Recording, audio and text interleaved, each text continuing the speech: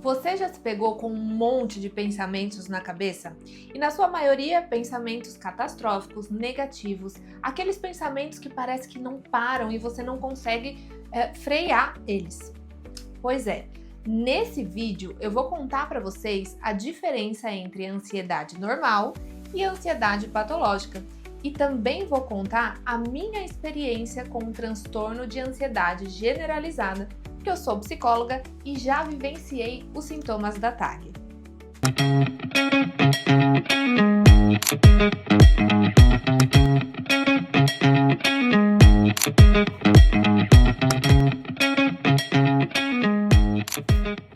Sejam todos muito bem-vindos. Eu sou Ana Luísa Seglio, psicóloga, especialista em terapia cognitivo-comportamental, neurociência e comportamento humano.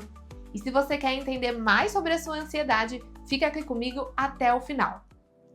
Vamos iniciar falando sobre a ansiedade normal. Se você assistiu o vídeo anterior, você já pôde observar que as emoções são naturais e são adaptativas, ou seja, elas nos protegem. E se você não assistiu, volta lá no primeiro vídeo, dá o play e depois volta aqui nesse.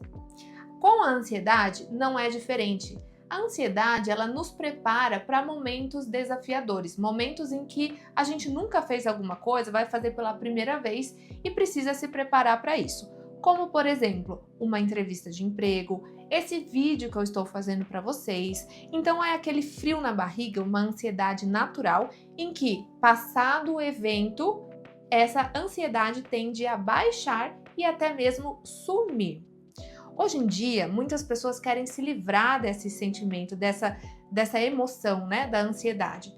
Mas isso não é benéfico, a gente precisa sentir a ansiedade em vários momentos da nossa vida. Agora, se você tem pensamentos ruminativos, ou seja, pensamentos que permanecem, pensamentos negativos, que te atrapalham no dia a dia, aí você precisa ligar um sinal de alerta e, assim como eu, procurar ajuda profissional para conseguir tratar e viver uma vida mais leve. A ansiedade patológica, ela pode se tornar o transtorno de ansiedade generalizada, que é quando o indivíduo tem prejuízos no seu trabalho, na sua vida pessoal, quando o corpo fala. Então, existem sintomas físicos da ansiedade patológica. O coração acelera, existe sudorese, a pupila dilata muitas vezes, existem tremores, muitas pessoas desenvolvem crise de ansiedade ou crise de pânico, que são momentos em que a pessoa tem pensamentos catastróficos e até pensa ali que pode acontecer algo pior e fica naquele looping de pensamento. E vale lembrar que as causas da ansiedade patológica são diversas. A pessoa não está sentindo aquilo porque ela quer, porque é frescura e etc. De fato, existe um componente genético e um componente social dentro dos transtornos mentais e não é diferente com o TAG, né? Transtorno de ansiedade generalizada. Eu vou mostrar para vocês o que acontece no nosso cérebro quando a gente tem, né? Quando as pessoas desenvolvem esse transtorno. Nós temos diversos neurotransmissores no nosso corpo. E o GABA é o principal neurotransmissor calmante que vai atuar para a sensação de relaxamento. Nas pessoas que estão no estado de ansiedade generalizada, esse neurotransmissor, ele não funciona muito bem. O que acontece é que esse freio funciona mal e a pessoa acaba ficando com esses sintomas ansiosos, mesmo sem o perigo real. Além disso, existe um desequilíbrio em alguns outros neurotransmissores. Serotonina, glutamato, noradrenalina, tudo isso começa a funcionar de uma maneira bastante confusa e disfuncional. A amígdala, que é a estrutura cerebral que detecta as ameaças, ela fica hiperativa, ou seja, mesmo não existindo perigo, ela funciona como se aquele perigo fosse iminente, que pudesse acontecer a qualquer momento. Vamos dar um exemplo claro aqui. Se entrasse um leão por essa porta, o que é bem improvável, qual que seria a minha conduta? Provavelmente eu sairia correndo, né, no instinto de sobrevivência. Porém, a pessoa que tem um transtorno de ansiedade generalizada é como se esse leão estivesse aqui mesmo não existindo. E é claro que essa é uma metáfora, mas que para você consiga entender no dia a dia os prejuízos que isso causa. Então, o seu sistema todo, o sistema imunológico, o sistema nervoso, ele fica ligado como se houvesse um perigo e, na verdade, esse perigo não existe. Em contrapartida, o córtex pré-frontal, que é a área responsável por racionalizar, ele não funciona muito bem. Então existe um desequilíbrio funcional neuroquímico em que a pessoa ela começa a se comportar e se preocupar de uma maneira ansiosa demais. E isso causa prejuízos. E como eu contei para vocês, eu já vivenciei o transtorno de ansiedade generalizada e quero dizer que existe tratamento. Quais são atividades práticas que podem te ajudar no manejo de ansiedade? É claro que, primeiramente, observados os sintomas, você pode e deve procurar ajuda psicológica inicialmente. A terapia, ela vai te ajudar muito a moldar esses pensamentos. Por quê? Vou mostrar para vocês, de maneira lúdica, o que acontece com o nosso cérebro. O cérebro é como uma massinha, de uma maneira metafórica, claro. Então, conforme as experiências que a gente vai passando, ele vai se moldando as experiências e criando novas conexões sinápticas. Então, até a maneira que a gente se comporta, a maneira como a gente pensa, isso vai criando novas estruturas cerebrais que podem ser tanto funcionais como disfuncionais. Então, aqueles pensamentos catastróficos, ansiosos, eles fazem parte da nossa vida, assim como eu expliquei para vocês no primeiro vídeo. Mas, se eu vivo em um ambiente em que isso acontece com frequência, é como se meu cérebro fosse também acostumando, se adaptando a essa forma de pensar. A boa notícia é que, da mesma forma que isso acontece, a gente pode remodelar o cérebro para que ele crie novas conexões, novas formas de pensar, formas mais funcionais. Isso a gente faz dentro do ambiente terapêutico. E o que você pode fazer no dia a dia para melhorar os sintomas ansiosos, para manejar isso tudo? Bom, exercício físico é fundamental. O exercício físico feito de maneira regular, ele ajuda a regular esses neurotransmissores que estão ali um pouquinho bagunçados. Relaxamento. Atualmente, nós temos um hábito que é um tanto quanto nocivo ao cérebro, que é fazer várias coisas ao mesmo tempo. Então, muitas vezes nós estamos falando, olhando no celular, lendo, pensando em outra coisa, e o nosso cérebro ele não foi feito para fazer várias coisas ao mesmo tempo. Então, quando a gente faz técnicas de relaxamento, de mindfulness, nós ajudamos o nosso cérebro a estar presente no aqui e agora. Fazer uma coisa de cada vez, prestar atenção na respiração.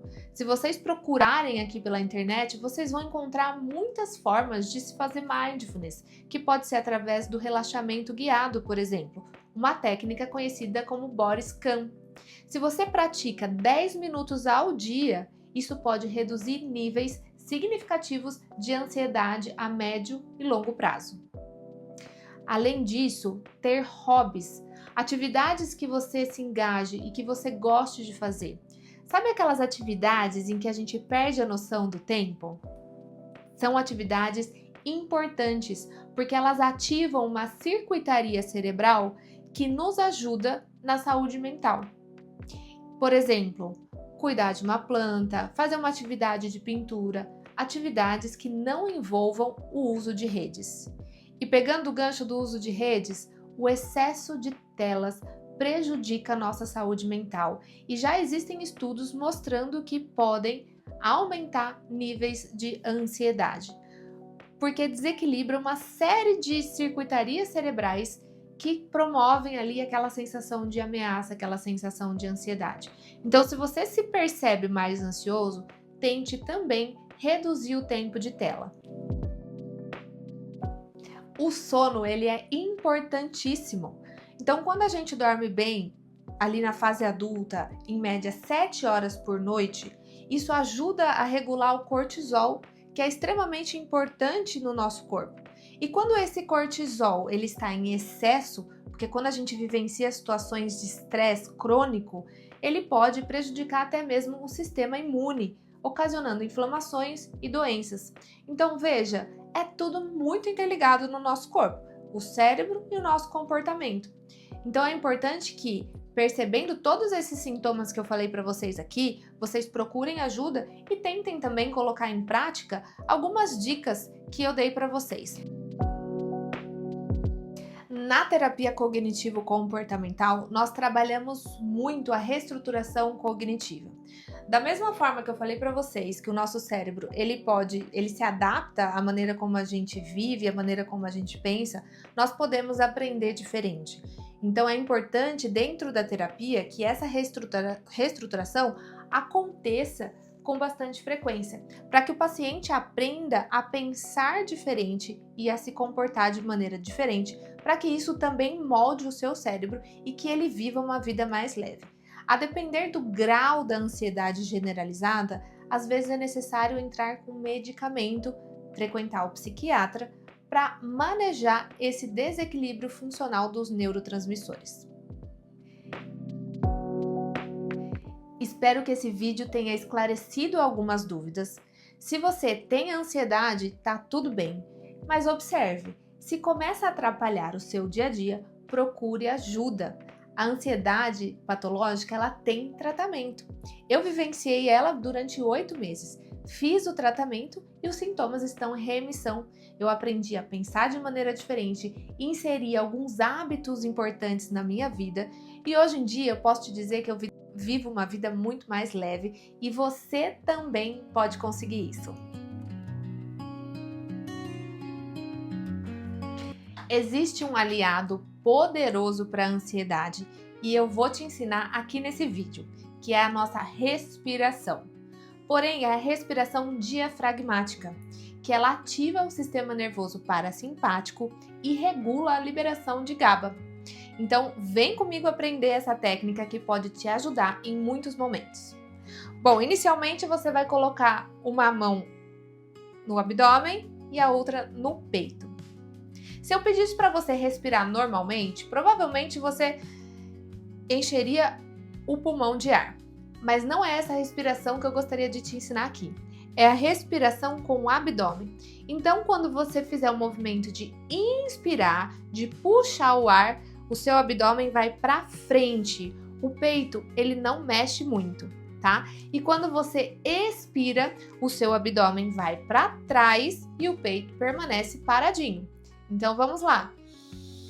Inspirou, o abdômen para frente, expirou, o abdômen para trás. Essa respiração, ela é muito poderosa para acalmar em momentos de muita ansiedade. Então, se você quiser testar, faça isso 5 a 10 vezes, bem lentamente, que isso pode te ajudar muito. E quando você perceber que os pensamentos estão catastróficos, ansiosos, pare, faça essa respiração. E se você estiver em acompanhamento psicoterapêutico, provavelmente você vai aprender a confrontar esses pensamentos. Muitas vezes as pessoas entendem que parar de pensar pode ser a solução. Então, se eu falasse para vocês aqui, por exemplo, não pensem em um elefante cor-de-rosa. A imagem do elefante apareceu na cabeça de vocês até logo após eu ter falado isso. Então, gente, não funciona tentar parar de pensar. Isso pode, inclusive, aumentar os níveis de ansiedade.